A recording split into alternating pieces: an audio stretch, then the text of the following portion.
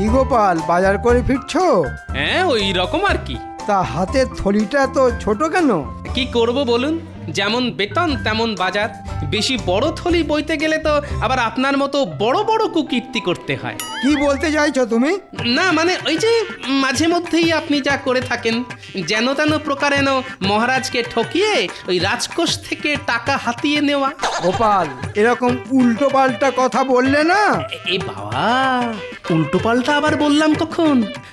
সত্যি কথা বলতে কি, আপনার এই গুণের কথা কে আর না জানে বলুন। দেখুন দেখুন, ওই যে লোকটা যাচ্ছে, ওকে ডেকে জিজ্ঞেস করলেও না ও আপনার গুণের কথা বলে দেবে। গোপাল, এ বাবা, খামোকা রেগে যাচ্ছেন কেন মন্ত্রী মশাই? আচ্ছা আচ্ছা, ঠিক আছে ঠিক আছে, একবার জিজ্ঞেস করেই দেখি। অর্বাচীন,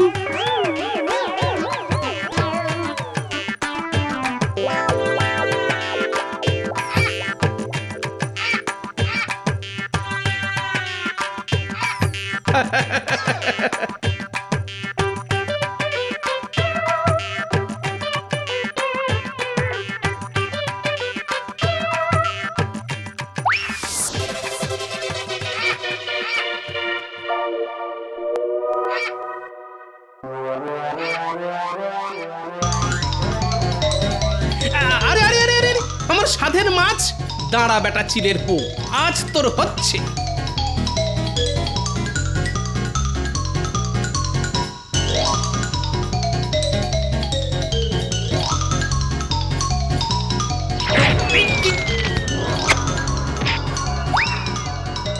হে, আলু পটল রাস্তায় গড়াগড়ি খেলো রে। তুলে দাও।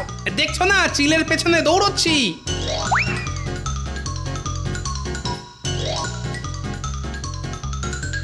হায় হায় হায়, এ আমার কি হলো? মাথার চাল যে মাটিতে গড়াগড়ি খেলো গো।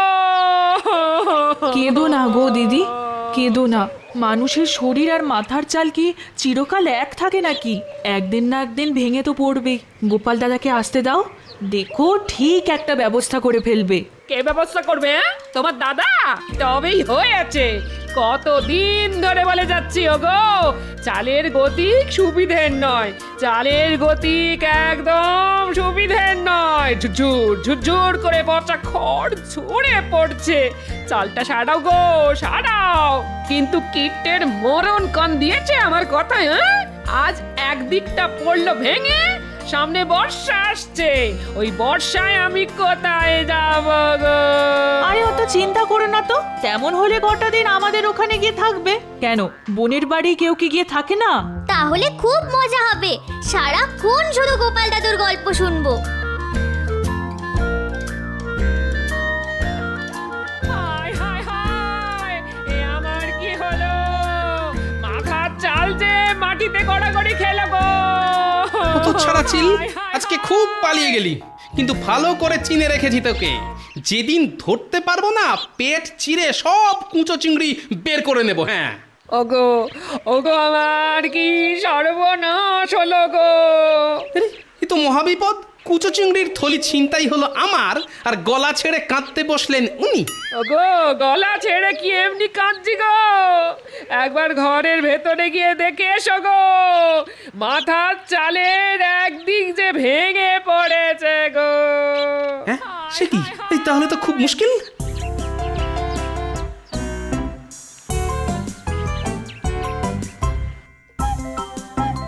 ওফ, কার মুখ দেখেছে আজকে উঠেছিলাম কে জানে। হাত থেকে কুচো চিংড়ির থলি গেল, ঘরের চাল গেল। ও কি ক্ষতি, কি ক্ষতি, ক্ষতির ওপর ক্ষতি, ক্ষতির ওপর ক্ষতি। কত টাকা আবার গচ্চা যাবে। বাংলায় একটা কথা আছে না, কয়লাকে যতই ধোয়া হোক না কেন ময়লা কিছুতেই যায় না। এ কথা কেন বলছেন মহারাজ? আরে বলছি কি আর সাধে, বলছি গোপালের ব্যবহারে। এত করে বলা সত্ত্বেও একদিনও যদি সময় মতো আসে। এ আর এমন নতুন কথা কি? কিছু মনে করবেন না মহারাজ, আসলে আপনার কাছ থেকে ভালো ব্যবহার পেয়ে পেয়ে ও এতটা বেপরোয়া হয়ে গেছে। আজ আসতে দাও ওকে, আজ দেখিয়ে দেব খারাপ ব্যবহার কাকে বলে। আর কত খারাপ ব্যবহার করবেন মহারাজ? মানে মানে বলছিলাম, মাথার উপর ওই যে উনি বসে আছেন, তিনি আর আমার সঙ্গে আর কত খারাপ ব্যবহার করবেন। মানে কি বলবো মহারাজ, আমার এখন খুব খারাপ সময় চলছে। কিরকম কিরকম? দেখুন না, সকালে হাত থেকে কুচো চিংড়ির থলি চিল এসে ছ মেরে নিয়ে পালালো। ওদিকে বাড়ি গিয়ে দেখি ঘরের চালের একদিক ধসে গেছে। এই সব সামলে আস্তে আস্তে এত দেরি হয়ে গেল, মাথায় যে এখন কত দুশ্চিন্তা। ঠিক হয়েছে, ঠিক হয়েছে। সকালে আমার সম্পর্কে খারাপ খারাপ কথা বলার ফল হাতে হাতে পেয়েছি। ঠিক হয়েছে। আচ্ছা গোপাল, গতবার বর্ষার মুখে তো চাল ছাড়াবার জন্য তুমি আমার কাছ থেকে টাকা নিয়ে গিয়েছিলে, তা সে টাকা দিয়ে চাল সারাওনি কেন? কি করে সারাবো মহারাজ? ওই যে কথায় আছে না, অভাবের সংসারে নুন আনতে পান্তা ফুরিয়ে যায়। আপনার দেওয়া চাল সারাবার টাকা তো খাবার কিনতেই খরচা হয়ে গেল। চালের টাকায় চাল কেনা খুব খারাপ কাজ। বর্ষাকালে জল পড়তে পারে বাজ। না গোপাল না, চাল সারাবার টাকায় চাল কিনে খুব খারাপ কাজ করেছো তুমি। স্বীকার করছি মহারাজ, খারাপ কাজ করেছি, কিন্তু এবার যদি কিছু টাকা দিয়ে সাহায্য করেন। একেবারে দেবেন না মহারাজ, দেখবেন এবারে হয়তো চাল ছাড়াবার টাকায় ডাল কিনে বসবে। ওর ছলনার তো আর শেষ নেই। মহারাজ না গোপাল, আর তোমার টাকা দিতে পারবো না। নিজের চাল সারাবার ব্যবস্থা নিজেকেই করতে হবে তোমায়। এবারে বোঝো, কত ধানে কত চাল।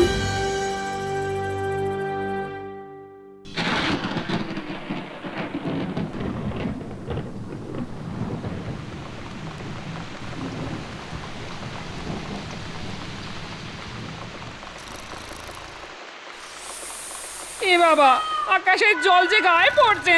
হায় হায় হায়, এ আমি কার হাতে পড়লাম গো? ঘরের ভাঙা চালটাও মেরামত হবে ওই রে শুরু গো। হয়ে গেল মাঝরাত্রিরে কীর্তন। কীর্তন না গিয়ে রাগ প্রধান গাইবে। বলি সারা রাত ঘরের মধ্যে বসে বৃষ্টিতে ভিজে যাবে। আরে জল পড়ছে তো এদিক দিয়ে, তা ওদিকে সরে গিয়ে শুলেই তো হয়। আমি কোনো দিকে নড়বো না। হ্যাঁ, কালকের মধ্যে ঘরে চাল সারিয়ে না দিলে আমি কিন্তু ভিজে ভিজেই মরে যাব, এই বলে দিলাম। হ্যাঁ, ঠিক আছে ঠিক আছে, কালই ঘরামিকে ডেকে আনবো। এখন একটু সরে গিয়ে শো তো দেখি। কি গো, কি বুঝলে? কত খরচ পড়বে গো?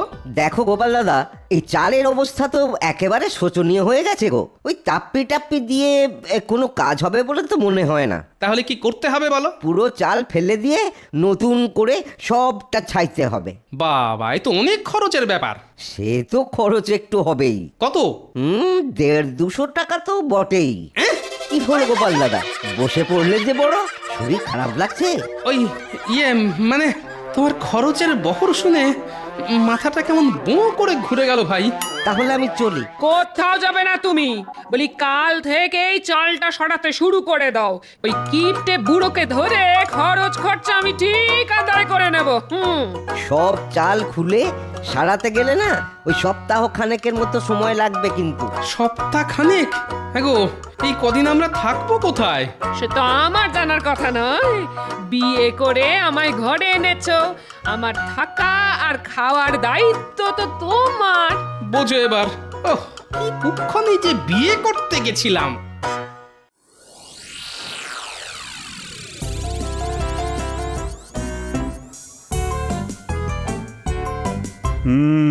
প্রকৃতির চরিত্র বোঝা কার সাধ্য। কাল রাতে কত ঝমঝম করে বৃষ্টি, আর আজ সকালে কেমন ঝলমলে রোদ। প্রণাম মহারাজ। কি ব্যাপার, এই সাত সকালে তুমি? মহারাজ, চাল সারাবার ব্যবস্থা হয়ে গেছে মহারাজ। ভালো কথা। তা আমায় কি করতে হবে? না না মহারাজ, টাকা দিতে হবে না। ঠিক করেছি ভোলা ময়রার কাছ থেকে চড়া সুদে কিছু টাকা ধার করে চাল সারাবো, তারপর না খেয়ে ওই টাকা শোধ করব মহারাজ। খুব ভালো, খুব ভালো। কিন্তু মহারাজ, আমি থাকবো কোথায়? কোথায় থাকবে মানে? ঘরামি বলেছে সমস্ত চালটা খুলে ফেলবে আর সারাতে লাগবে 1 সপ্তাহ। এই কটা দিন আমি কোথায় মাথা গুজবো মহারাজ? ও, সেসব আমি কি জানি। তোমার তো চেনার শোনা অনেকে আছে, তাদের কারোর বাড়িতে কটা দিন কাটিয়ে দাও না। হ্যাঁ, ওই পুটির মা বলেছে বটে, তবে তার নিজেরই তো ছোট ঘর, তার উপর বাচ্চা কাচ্চা। আচ্ছা মহারাজ, কটা দিন আপনার বাড়িতে যদি থাকি? না না না না না, সেটা হয় না। তুমি অন্য কোথাও ব্যবস্থা দেখো।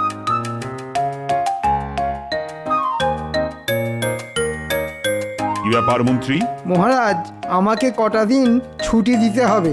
রাজসভায় তো আর এসব কথা বলা যায় না, তাই একান্তে বলতে এলাম। ছুটি নিয়ে কি করবে? আগে একটু শ্বশুর বাড়ি যাব, ওই 1 সপ্তাহের জন্যে।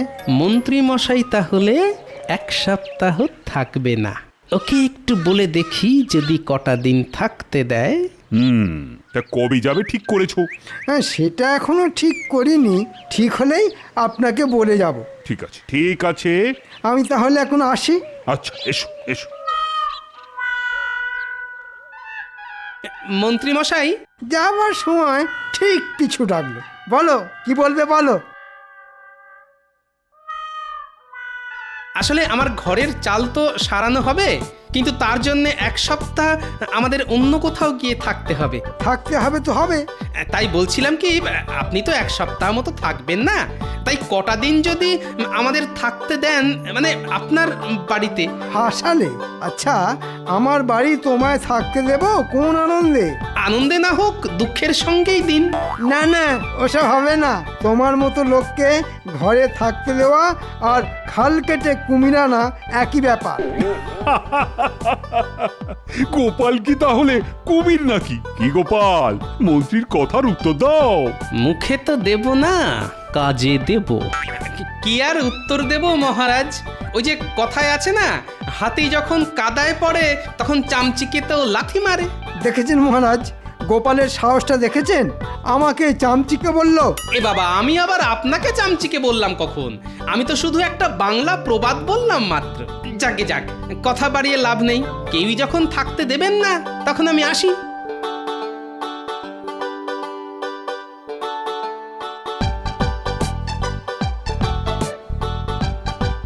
তাহলে বুঝতে পারলি তো কি করতে হবে? খুব পেরেছি গোপাল দাদু, দেখো না কি করি। হাড় একেবারে কাঁপিয়ে দেব। এমন নাচা নাচিয়ে দেব যে পালাতে আর পথ পাবে না। বাহ, এই তো চাই। তাহলে রাতের বেলা আবার দেখা হবে। পুটি, তোদের ওটাকে তাহলে কোলে করে নিয়ে আসিস। তুমি কিচ্ছু চিন্তা করো না গোপাল দাদু। আমরা তাহলে এখন আসি। হ্যাঁ, আয় আয়।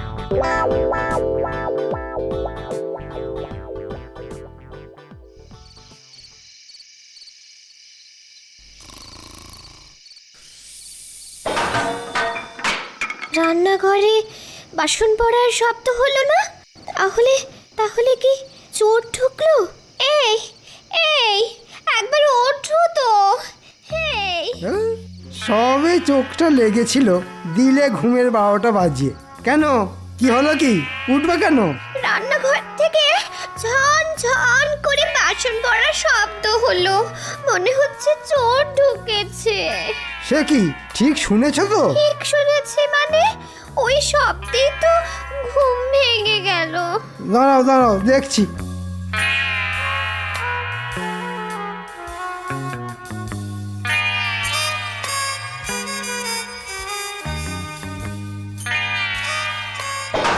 কে কে কে কে কে কে কে রে? বাবা, এটা আবার কে রে? এ তো চোর নয়।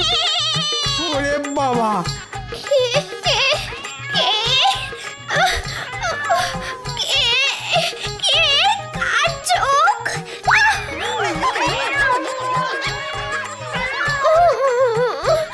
এই কি হলো গো? হ্যাঁ, চাদরে মাথা মুখ ঢেকে এমন করে কাঁপছো কেন? জানলাটা হুট করে খুলে গেল।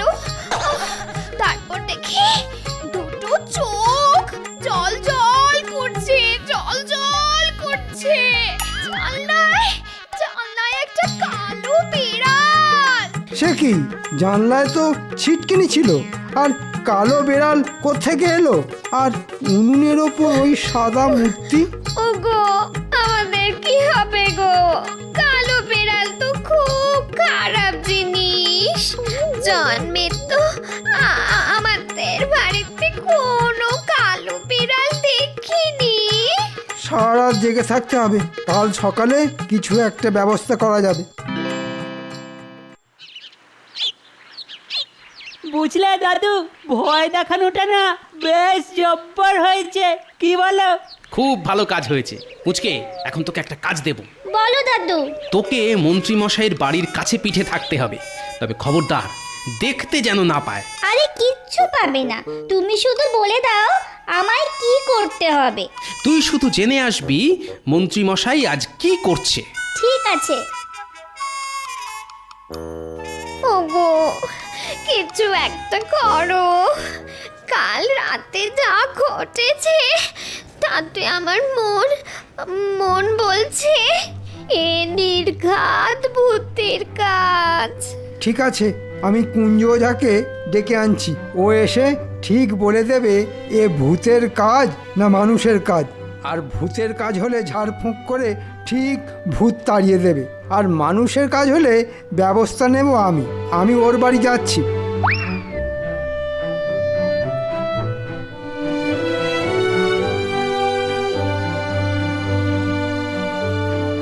কিরে, কোনো খবর আছে?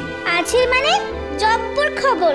ভূত তাড়ানোর জন্য মন্ত্রী মশাই কুঞ্জ ওঝাকে ডাকতে গেছে। ঠিক আছে।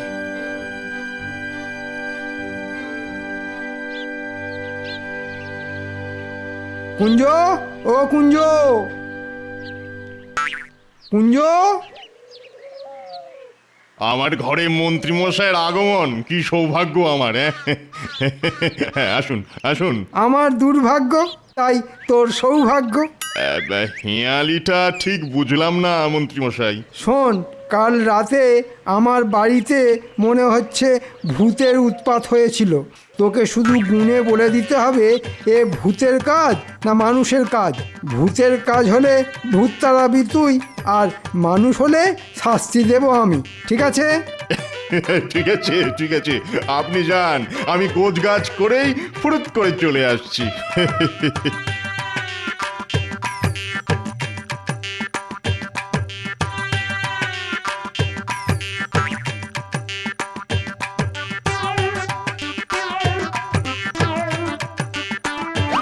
কুঞ্জরে,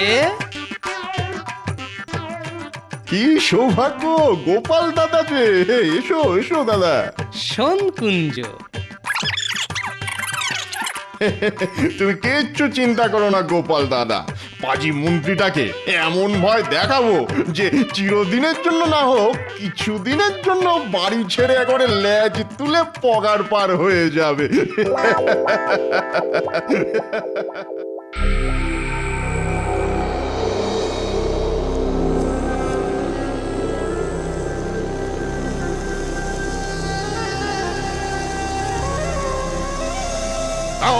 রিং রিং ছক্কা রিং রিং আক্কা ডং ডং কুং গাং মুং ভূত। কি বুঝলি কুঞ্জ, রাতে কি ভূত সত্যি সত্যি এসেছিল? কথা নয় কথা নয়, গণনা করতে দিন গণনা করতে দিন।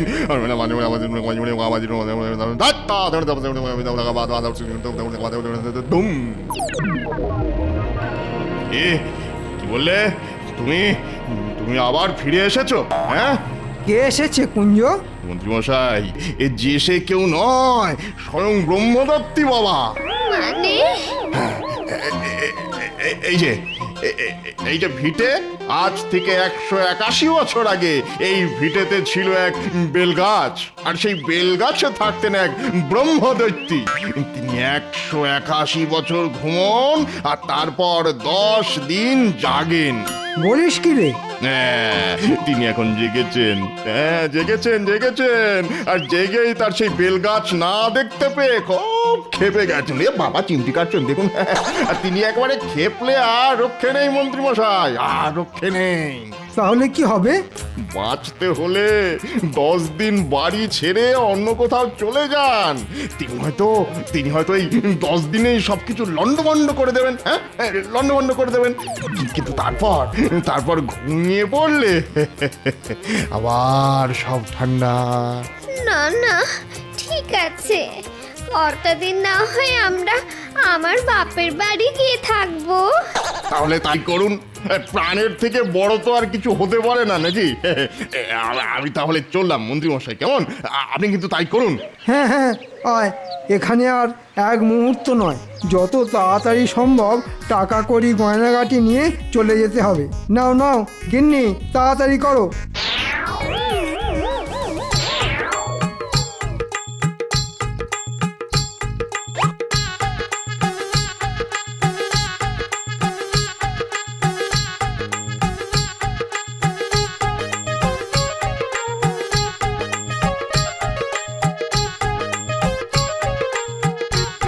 কি ব্যাপার মন্ত্রী মশাই, হন্তদন্ত হয়ে কোথায় চলেছেন? জমের বাড়ি থেকে বাঁচতে শ্বশুর বাড়ি যাচ্ছি। আর আপনার বাড়ি? ওটা এখন ভূতের বাড়ি। আরে দাঁড়িয়ে পড়লে কেন? চলো চলো। মন্ত্রী মশাই, কি হলো কি? বলছিলাম কি, আমার বাড়ির চাল তো সারানো হবে, তাই কটা দিন যদি আপনার বাড়িতে থাকার অনুমতি দেন। তাহলে থাকো গিয়ে। তবে তবে ভূতে এসে ঘাড় মটকে দিলে আমাকে আবার দোষ দিও না কিন্তু।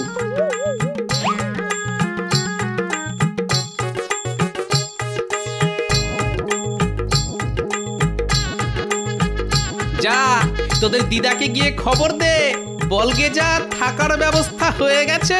এই না হলে গোপাল দাদু দুষ্টু বুদ্ধিতে যার জুড়ি মেলা ভার।